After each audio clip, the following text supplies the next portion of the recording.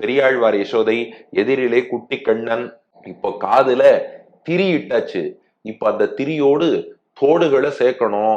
அதுக்கு கிருஷ்ணன் அடம் பிடிக்கிறான். கெஞ்சரா, வர்றா, வெறுமன காதுல திரிய மட்டும் மாட்டின்ட்டு என்ன பண்ண போற?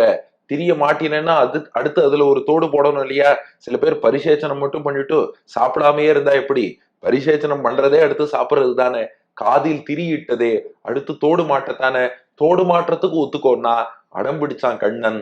வர்றா, இத்தனை பெண்கள் கூடி நிக்கிறா பாரு, அவள்லாம் உன்னை நன்னா ரசிக்கணும்னா நீ காதுல தோடு போட்டுண்டாதான் அழகா இருக்கும். அவள்லாம் உன் திருமேனி அழக ரசிச்சுட்டு இருக்கும் போது எல்லாம் நல்லா இருக்கு. கண்கள் பார்த்தா தாமரை கண்கள், குழல் கற்றைகள் பார்த்தா சுருண்டு அழகா கருத்து இருக்கு.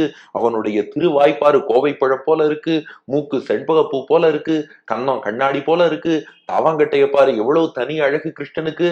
எல்லாம் ரசிச்சுண்டு காது எப்படி இருக்குன்னா திரி சுத்தின்னு இருக்குன்னு சொன்னா நல்லா இருக்குமாடா? அங்க பாரு, உன்னை கண் குளிர எவ்வளவு பெண்கள் ரசிக்கிறா பாரு. அப்படி ரசிக்கிறவா தாமரை கண்களை ரசிக்கிறா, செண்பகப்பூ மூக்க ரசிக்கிறா, கோவை பழம் திருவாய ரசிக்கிறா. காது பக்கம் வந்தா மட்டும் மகர குண்டலமும் இல்ல, ஒண்ணும் இல்ல, சும்மா திரிய சுத்தின்னு இருக்கான்னா நன்னா இருக்குமா? அதனால அவர்களுக்கு நீ இனியவனாக இருக்க வேண்டும் என்றால், அவர்கள் உன்னை பெருமானாக கருத வேண்டும் என்றால் நீ என்ன பண்ணணும்? காதுக்கு தோடு போட்டுக்கணும். அப்பதான் அவ உன்னை ரசிப்பா. அந்த கோபிகைகள் எல்லாம் மயக்கணும்னு ஆசை இருக்கோ இல்லையோ? இருக்குன்னா ஒழுங்கா காது குத்திக்கோ. அவ மனசுக்குள்ள, அவ எண்ணத்துக்குள்ள, அவளுக்கு என்ன எண்ணம்னா கண்ணனை கட்டி அணைக்கணும், அவனுக்கு முத்தமிடணும், அவனோடு உறவாடணும், உரையாடணும் அப்படின்னு உன் மீது நிறைய ஆசை. எண்ணம்னு சொல்லிட்டா அதை நீங்களே புரிஞ்சுக்கோங்க. என்னென்ன எண்ணம் எல்லாம் கோபிகைக்கு கண்ணன் மீது பக்தியோடு இருக்குன்னு.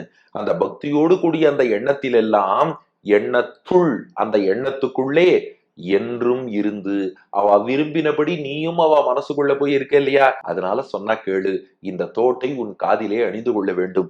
எவ்வளவு பேர் உன்னை ரசிச்சு பாக்குறா பார். அவ எண்ணத்துக்குள்ளே இருந்து, எண்ணத்துள் என்றும் இருந்து, இருந்துட்டு போறது இல்ல, என்றும் இருந்து நிரந்தரமாக இருந்து தித்திக்கும் பெருமானே, அவர்களுக்கு தித்திப்பாக இனிப்பாக இருப்பவனே, எங்கள் அமுதே, எங்களுக்கும் அமுதமாக இருப்பவனே.